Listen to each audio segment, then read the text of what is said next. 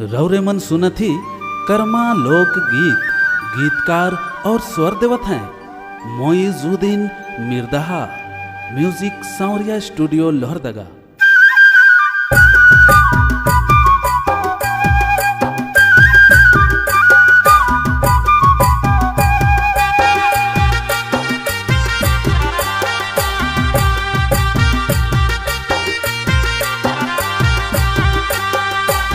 भादो एकादशी दया दाड़ा करम सहिया खेले चलो। भादो एकादशी दया दाड़ा करम सहिया खेले चलो। रास राचाई देलाय रसिया खेले चलो। रास राचाई देलाय रसिया खेले चलो। अरे रतिया खेले चलो। रास राचाई देलाय रसिया खेले चलो। रास राचाई देलाय रसिया खेले चलो।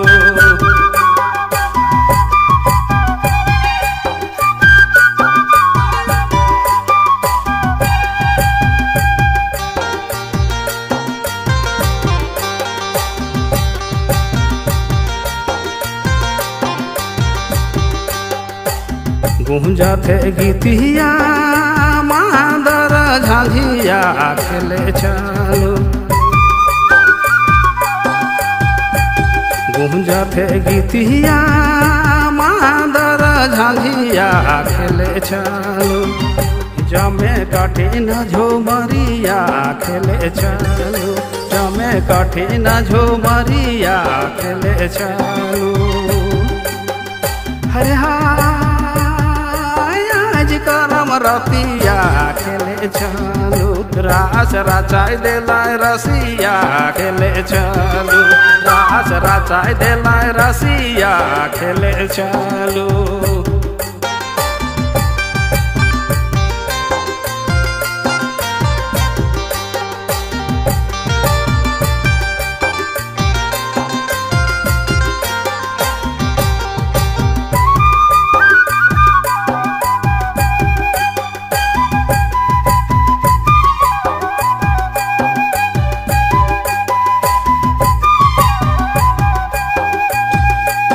अपना सोहावे जिया जोराइले हूँ बहिया खेले चलो। अपना सोहावे जिया जोराइले हूँ बहिया खेले चलो। रिझे झुमथे मोर अंगिया खेले चलो। रिझे झुमथे मोर अंगिया खेले चलो। हरे करम रतिया खेले चलो। रास राचाई देलाय रसिया खेले चलो। रास राचाई देलाय रसिया खेले चलो।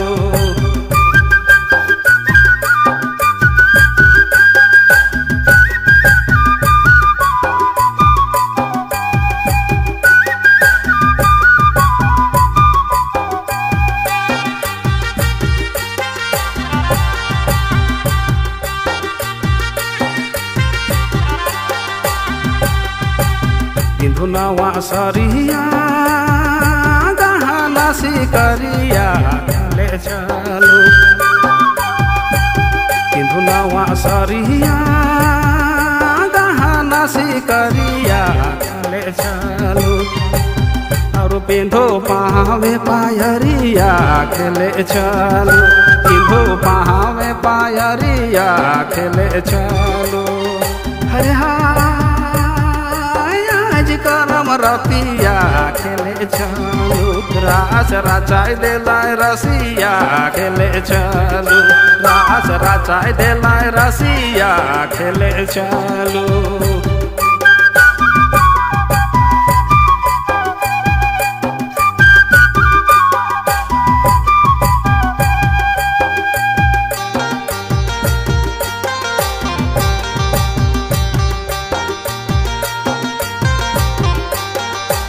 मोई जा रसिया बोले या गम बतिया खेले चलो।